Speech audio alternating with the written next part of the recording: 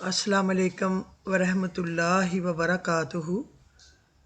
اللہم لبیک Islamic channel میں میری طرف سے اپنے سارے ویورز لسنرز ان کی خدمت میں بہت بہت سلام اور ڈھیروں کروڑوں سب کے لیے اچھی سی اچھی دعائیں۔ اللہ تعالیٰ آپ کو خوش اور خوشحال اور آباد اور شاد رکھے اور ہمیشہ آپ کی طرف سے خوشخبریاں سننے کو ملیں۔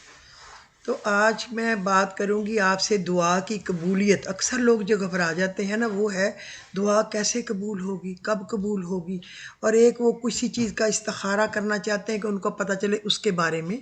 لیکن اس سے پہلے میں کوئی دو چار باتیں کرنا بڑا میرا کئی دن سے دل چاہ رہا ہے، لیکن میں نہیں کر سکی، تو آج کیوں نہ ان پہ بھی ہم بات چیت کر لیں۔ میرا خیال ہے کہ آپ لوگوں کو بھی پسند آئیں گی انشاءاللہ تعالی۔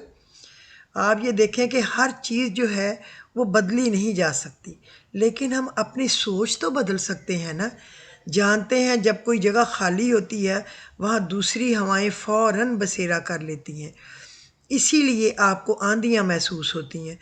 آپ کا جو دل ہے نا، اگر یہ اللہ کو یاد نہیں کرتا تو اس میں خلا یعنی سپیس آ جائے گی، تو پھر اس جگہ کو بھرنے شیطانی خیال اور نیگیٹو سوچیں آئیں گی، کیونکہ جگہ تو بھرنی ہی ہے۔ آپ کو یہ تجربہ ہوا ہوگا کہ جب آپ اللہ کا ذکر نہیں کرتے، نماز نہیں پڑھتے، قرآن نہیں پڑھتے، تو آپ کا دماغ آہستہ آہستہ دنیا کی طرف شفٹ ہونا شروع ہو جاتا ہے۔ آپ یقین کریں، میں نے تو غور کیا ہے، اللہ کے ذکر میں لگے رہیں، کوئی دو چار دن کوئی ایسا کوئی ڈرامہ یا تھوڑی سی دلچسپی لے لیں کسی گانے میں، تو دل چاہتا ہے اب اگلا اس سے بھی کوئی مزے کا سنیں، تو شیطان فوراً آپ کو اٹریکٹ کرتا ہے۔ تو پھر ذہن میں شیطانی خیال، لوگوں کی باتیں آتی ہیں، اور پھر ایٹ دا اینڈ آخر میں آپ کہتے ہیں زندگی بڑی مشکل ہے، لوگ بڑے منافق ہیں۔ غلطی ہماری ہوتی ہے۔ اللہ نے کیا ایسا کہا ہے کہ یہ دنیا آسان جگہ ہے، یہاں سب لوگ اچھے ہی ملیں گے؟ یاد رکھیں، جو اللہ پر یقین رکھے گا اللہ اس سے غم اور فکریں دور فرما دے گا، اور اللہ پر یقین اللہ کو یاد رکھنے سے ہی آتا ہے نا۔ تو اب سے جب پریشانیاں بڑھتی جائیں، صبر کم ہوتا جائے، بس سمجھ جائیں کہ ذکر کی ضرورت ہے۔ تو ابھی ہم تھوڑی سی بات کرتے ہیں اس پہ، جو حضور پاک صلی اللہ علیہ وسلم ہمارے آخری نبی ہیں، حضور پاک صلی اللہ علیہ وسلم کی نبوت کے بارے میں، کیونکہ میں نے بہت عام اب لوگوں کو سنا ہے، وہ کہتے ہیں نہیں ہم نے کوئی بات نہیں کرنی، کسی فرقے کو کچھ نہیں کہنا۔ ہم ابھی بھی نہیں کہتے، اسلام میں منع ہے کہ آپ کسی کو کرٹیسائز کریں، کچھ کہیں، لیکن جو چیزیں آپ کو نظر آئیں کہ یہ بالکل غلط ہیں، اس پہ آپ کا سمجھانا تو بنتا ہے نا۔ اسلام میں تو اس پہ بہت بڑی بڑی جنگیں گزری ہیں۔ تو آج مجھے جنگ یمامہ یاد آ گئی، میں ایک کتاب پڑھ رہی تھی تو جنگ یمامہ مجھے یاد آ گئی۔ مسیلمہ کذاب کے دعوی نبوت کے نتیجے میں یہ جنگ یمامہ میں لڑی گئی، جہاں 1200 صحابہ اکرام کی شہادت ہوئی اور اس فتنے کو مکمل مٹا ڈالا۔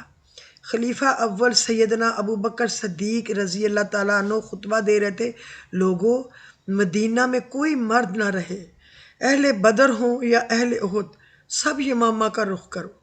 بھیگتی آنکھوں سے وہ دوبارہ بولے، مدینہ میں کوئی نہ رہے حتیٰ کہ جنگل کے درندے آئیں اور ابو بکر کو گھسیٹ کر لے جائیں۔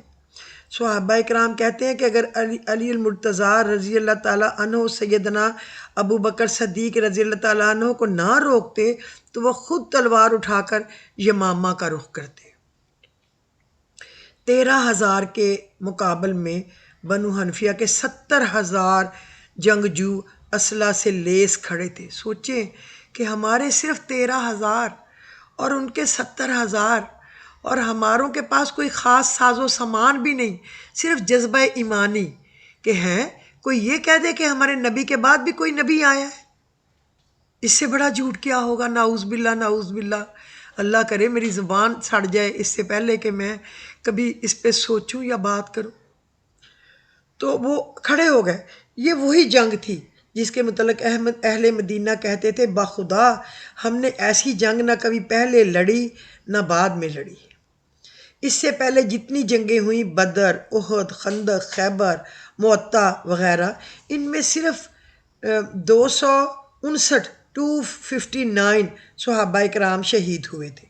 ختم نبوت صلی اللہ علیہ وسلم کے دفاع میں 1200 صحابہ کٹے جسموں کے ساتھ مقتل میں پڑے تھے۔ سوچیں کہ کتنے تھے وہ پہلے ہی، اور ان میں سے بھی 1200 کٹ گئے۔ حضور پاک صلی اللہ علیہ وسلم کی خاطر اللہ کا وعدہ سچا ہے، اور کیسے کوئی تہمت لگائے گا کہ ہمارے نبی کے بعد نعوذ باللہ کوئی نبی آیا ہے۔ اے قوم، تمہیں پھر بھی ختم نبوت کی اہمیت نہیں معلوم ہوئی؟ انصار کے وہ سردار ثابت بن قیس رضی اللہ تعالیٰ عنہ، ہاں وہی جن کی بہادری کے قصے عرب و عجم میں مشہور تھے، ان کی زبان سے جملہ ادا ہوا، اے اللہ جس کی یہ عبادت کرتے ہیں میں اس سے برت کا اظہار کرتا ہوں۔ ان کو چشم فلک نے وہ منظر بھی دیکھا جب وہ اکیلے ہزاروں کے لشکر میں گھس گئے، اور اس وقت تک لڑتے رہے جب تک ان کے جسم پر کوئی ایسی جگہ نہ بچی جہاں شمشیر و سناں کا زخم نہ لگا ہو۔ عمر بن خطاب رضی اللہ تعالیٰ عنہ کا لاڈلا بھائی، ہاں وہی زید بن خطاب رضی اللہ تعالیٰ عنہ جو اسلام لانے میں صف اول میں شامل تھے، انہوں نے مسلمانوں میں آخری خطبہ دیا، واللہ میں آج کے دن اس وقت تک کسی سے بات نہ کروں گا جب تک کہ انہیں شکست نہ دے دوں یا شہید نہ کر دیا جاؤں۔ تو اے قوم، تمہیں پھر بھی ختم نبوت صلی اللہ علیہ وآلہ وسلم کی اہمیت معلوم نہ ہوئی؟ وہ بنو حنفیہ کا باغ حدیقہ الرحمن تھا، جس میں اتنا خون بہا کہ اسے حدیقۃ الموت کہا جانے لگا۔ وہ ایسا باغ تھا جس کی دیواریں مثل قلعہ کے تھیں۔ کیا عقل یہ سوچ سکتی تھی کہ ہزاروں کا لشکر ہو اور برا بن مالک رضی اللہ تعالیٰ عنہ کہے، لوگو اب ایک ہی راستہ ہے، تم مجھے اٹھا کر اس قلعے میں پھینک دو اور میں تمہارے لیے دروازہ کھولوں گا۔ اس نے قلعہ کی دیوار پر کھڑے ہو کر منکرین ختم نبوت کے اس لشکر جرار کو دیکھا، اور پھر تنہا اس قلعے میں چھلانگ لگا دی۔ قیامت تک جو بھی بہادری کا دعویٰ کرے گا یہاں وہ بھی سر پکڑ لے گا۔ ایک اکیلا شخص ہزاروں سے لڑ رہا تھا، ہاں اس نے دروازہ بھی کھول دیا، اور پھر مسلمانوں نے منکرین ختم نبوت کو کاٹ کر رکھ دیا۔ اے قوم، کاش تم جان لیتے کہ تمہارے اسلاف نے اپنی جانیں دے کر رسول اللہ صلی اللہ علیہ وآلہ وسلم کی ختم نبوت کا دفاع کیا۔ کاش تمہیں یا رسول اللہ صلی اللہ علیہ وسلم کہتے ان صحابہ کے جذبوں کا علم ہوتا جو ایک مٹھی بھر جماعت کے ساتھ حد نگاہ تک پھیلے لشکر سے ٹکرا گئے۔ قادیانیت ایک بہت بڑے فتنے کی صورت میں نمودار ہو رہا ہے، پس ہر صاحب ایمان کے ذمے ہے کہ وہ اس کے سد بعد کی کوشش میں شریک ہو۔ اے مسلمانوں، تحفظ ختم نبوت کے جہاد میں اپنا اپنا کردار ادا کرو تاکہ قیامت کے دن خاتم النبیین صلی اللہ علیہ وسلم کی شفاعت ہم سب کو نصیب ہو جائے، آمین۔ اور قادیانیت جنہوں نے اختیار کر لی، میں کہتی ہوں ان کا بھی قصور نہیں ہے۔ یہ جو پودا ہے نا، یہ کوئی غیر مسلموں نے لگایا ہوا ہے، جو وہ چاہتے ہیں کہ مسلمانوں میں فساد پیدا کر کے ان کی جماعت کو توڑ کے ان کو کمزور کر کے ان کے حصے بکھرے کر دیے جائیں۔ حضور پاک صلی اللہ علیہ وسلم نے کہا تھا نا، مجھے ایک ہی فکر ہے کہ میرے جانے کے بعد جو میری امت ہے یہ 72 فرقوں میں بٹ جائے گی۔ ہم سب مسلمان ہیں، یہ اہل تشیع ہے، وہ اہل سنت و حدیث ہے، وہ اہل فلانا ہے، وہ اہل فلانا، ہم سب مسلمان ہیں۔ ہمارے نبی آخری محمد صلی اللہ علیہ وسلم ہے، اور ہماری کتاب قرآن پاک ہے، اور ہماری حدیث وہ ہے جو نبی اکرم صلی اللہ علیہ وسلم ہمارے لیے اور ان کے صحابہ اپنا عمل کر کے چھوڑ گئے۔ بس یہ ہماری کہانی ہے۔ آپ یقین کریں، میں کئی قادیانیوں کو جانتی ہوں جو اتنا اللہ کا ذکر کرتے ہیں، نماز پڑھتے ہیں، اور وہ اچھے سے اچھے کام کرتے ہیں بھلائی کے، ان کے گلے میں ہاتھ ڈالا ہوتا ہے، الیس اللہ بکافٍ عبدہ، کیا اللہ تمہارے لیے کافی نہیں ہے؟ میرے پاس کینیڈا میں جب بھی میرے ایگزیبیشن پہ یا میرے گھر میں کوئی آرڈر دینے کے لیے آتی تھی قادیانی، انہوں نے یہ لکھا ہوتا اور بہت اچھی گفتگو کرتی تھی، ان میں ہزاروں اچھی باتیں ہیں، اپنے رشتہ داروں کا، دوستوں کا خیال کرنا، پڑھائی میں، گھر بنانے میں، کسی کی مصیبت میں۔ یہ پتہ نہیں کس نے یہ پودا لگا دیا شرارت کا کہ حضور کے بعد کوئی نبی اور نعوذ باللہ آیا ہے۔ یقیناً اللہ پاک میری یہ دعا سنیں گے، اور وہ بہت اچھے لوگ ہیں، بہت اچھے، میں ان کو ذاتی طور پہ جانتی ہوں۔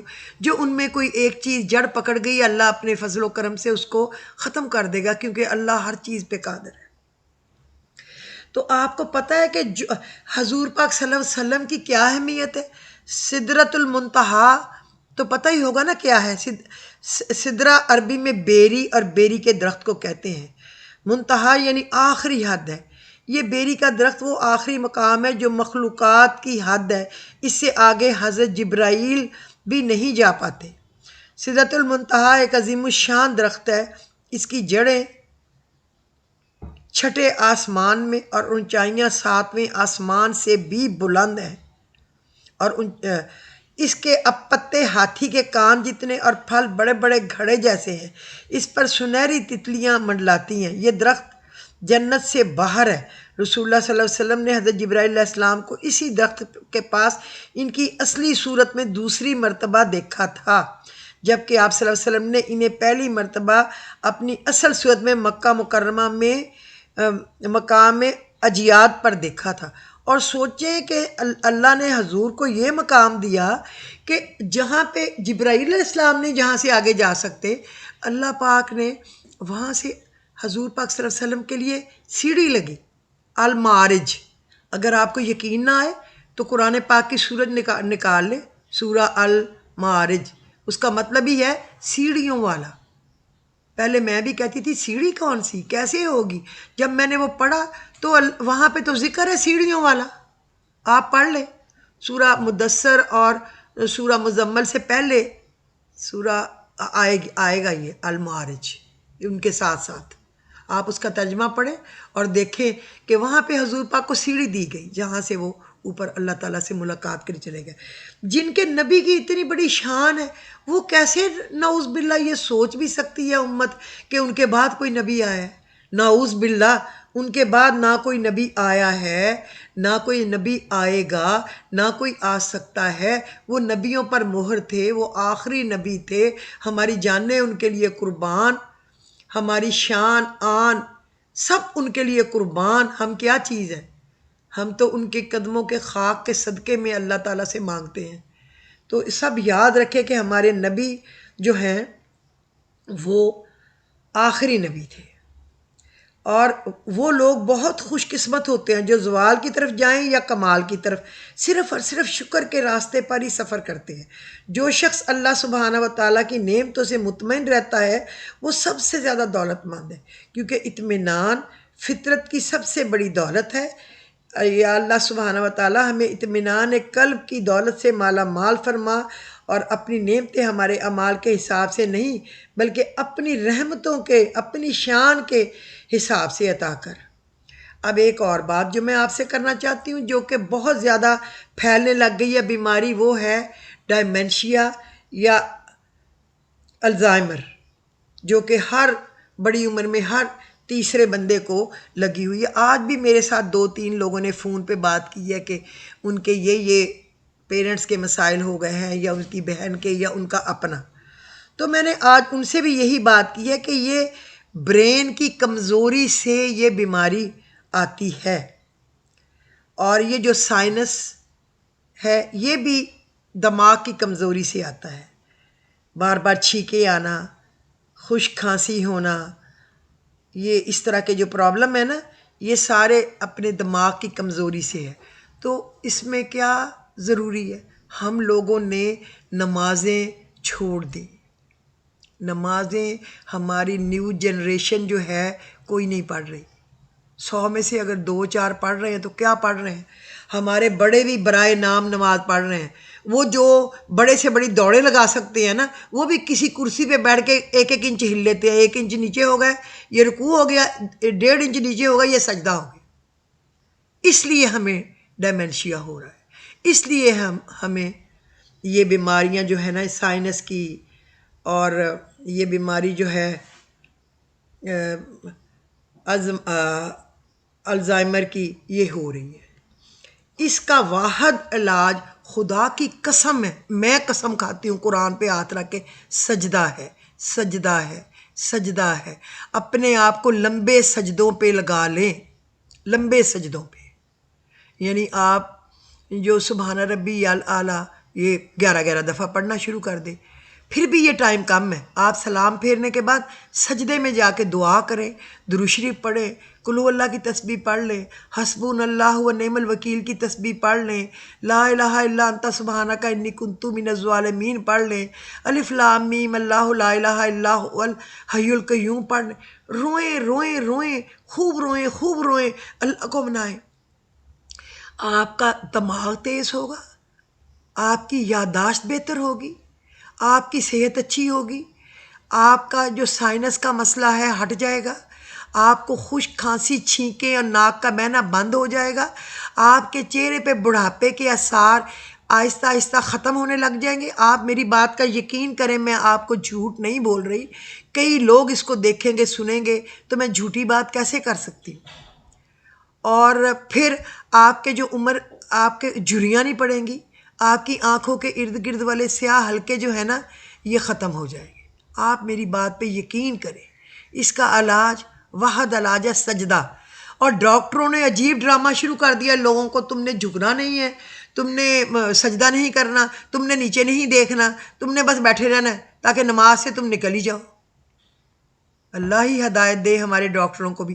میں گر گئی تھی کسی کے گھر، بیمار پرسی پہ گئی ہوئی، اور میرا خیال تھا کہ میرے دونوں گھٹنے ٹوٹ گئے ہیں، لیکن وہ بچ گئے تھے۔ ڈاکٹر نے کہا اب آئندہ تم نے کبھی نیچے کو نہیں دیکھنا، نیچے نہیں جھکنا۔ تو میں نیچے بیٹھ جاؤں تو میں اٹھ نہیں سکتی تھی، مجھے 3-4 لوگ کھڑا کریں۔ ایک دن میں اللہ کے سامنے روئی 4-5 مہینے یا 8 مہینے بعد، یا اللہ میں اتنی بد نصیب ہو گئی ہوں کہ تو نے مجھ سے اپنے سجدے بھی چھین لیے، میری ایسی زندگی کا کیا فائدہ؟ اس سے تو بہتر اللہ تو مجھے اپنے پاس لے جا۔ اب یہ کوئی میں بہت شرمندہ ہوتی ہوں کہ میں سجدہ نہیں دے سکتی۔ جس کا سجدہ گیا اس کی ہر چیز گئی، اس کو شاید سمجھ نہیں آتی کہ اس کی دنیا لٹ گئی، اس کا ساری جائیدادیں مک گئیں، اس کے لاکر لٹ گئے، اس کے کریڈٹ کارڈ ڈیبٹ کارڈ گئے، کیونکہ وہ تو اللہ کو راضی نہیں کر سک رہا۔ تو جب میں روئی اور میں نے کوشش کی کہ میں نیچے بیٹھوں اور نماز جھکوں اور رکوع کروں اور سجدہ کروں، تو میں نے کر لیا۔ پہلے دن تھوڑی سی تکلیف ہوئی، اگلے دن تھوڑی سی اس سے کم، الحمدللہ میں 4-4 گھنٹے جہاں نماز پہ بیٹھی رہتی ہوں۔ کوشش کریں سب، سجدہ کریں، نماز پڑھیں، سجدہ کریں، اللہ کو منائیں، اللہ مان جائے گا، سب کچھ اچھا ہو جائے گا۔ یقین کریں، دعائیں قبول ہونے لگ جائیں گی اور اللہ پاک اپنی رحمتوں کے دروازے ہم سب کے لیے کھول دے گا۔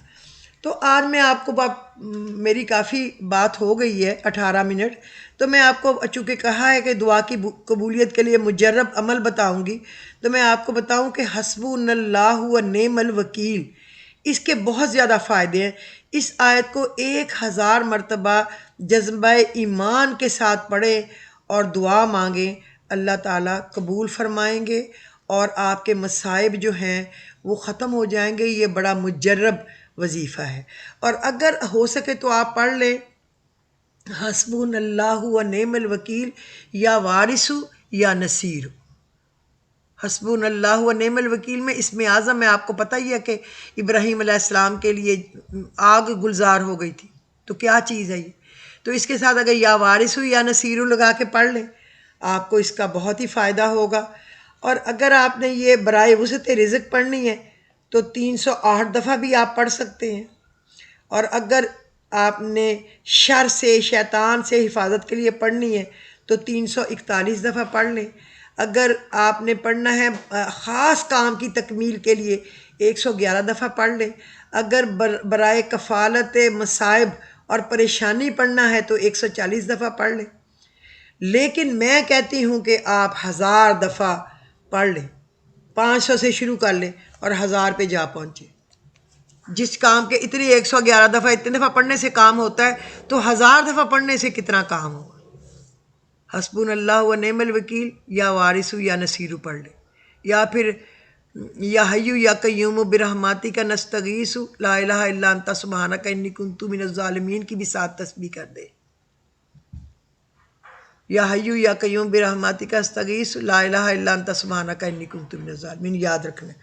اچھا، پھر مجرب ترین استخارے کا طریقہ بھی میں آپ کو چھوٹا سا بتا دوں کہ جو ہے نا دیوبند کے علماء، ان کا یہ آزمودہ ہے کہ اول آخر درود شریف پڑھ کے سونے سے پہلے 1100 بار یا خبیر و اخبرنی، اے اللہ تو ہر چیز سے باخبر ہے، مجھے بھی خبر دے دے جو آپ کے دماغ میں آپ کا کام ہو۔ یا خبیر و اخبرنی پڑھ کر دانی سائڈ پہ کروٹ لے کے آپ سو جائیں، اور اللہ تعالیٰ آپ کی بہترین رہنمائی کریں گے۔ بہت جلد ہو سکے تو آپ کچھ دن اس کو پڑھتے رہیں، یا پھر 3 دن کا یہ استخارہ کر لیں، بدھ جمعرات اور جمعہ کی رات۔ یاد رکھیں کہ بدھ کی رات کون سی ہوگی؟ بدھ اور جمعرات کی درمیان والی۔ اس طرح بدھ جمعرات جمعہ کی رات کو وضو کریں اور 300 بار بسم اللہ الرحمن الرحیم پڑھ کے 70 دفعہ آپ علم نشرہ پڑھیں، اور اپنے سینے پہ منہ پہ دم کریں۔ درود شریف اول آخر 100 دفعہ پڑھنا ہے۔ اللہم صلی علی سیدنا محمد بعدد کل معلوم اللہ کا، یہ جو ہے نا آپ نے پڑھنا ہے اور سونا ہے۔ آپ کو 2-3 دن میں انشاءاللہ تعالیٰ آپ کا جواب اللہ تعالیٰ دے دیں گے۔ کل پھر میں آپ کو انشاءاللہ تعالیٰ بتاؤں گی کہ حضور پاک پریشانی میں کیا دعا فرماتے تھے، حضرت علی مرتضیٰ پریشانی میں کیا دعا کرتے تھے۔ وہ بھی لمبے چیزیں نہیں ہیں، ایسی ہیں جو ہم اور آپ میرے جیسے گناہ گار سکون سے آرام سے پڑھ سکتے ہیں۔ آپ تو بڑے اچھے اور نیک لوگ ہیں، تو اللہ تعالیٰ اس کو قبول و مقبول فرمائے۔ اگر آپ کو آج کا میرا ایپیسوڈ پسند آیا ہو تو پلیز آپ شیئر کر دیجئے، لائک کر دیجئے، اور اگر آپ کے پاس اپنے قیمتی وقت میں سے کچھ تھوڑا سا ٹائم ہو تو سبسکرائب کر دیجئے۔ بہت بہت آپ کا شکریہ۔ تو آج اللہم لبیک چینل میں نسرین افتخار آپ کی طرف سے اجازت چاہوں گی۔ خدا حافظ۔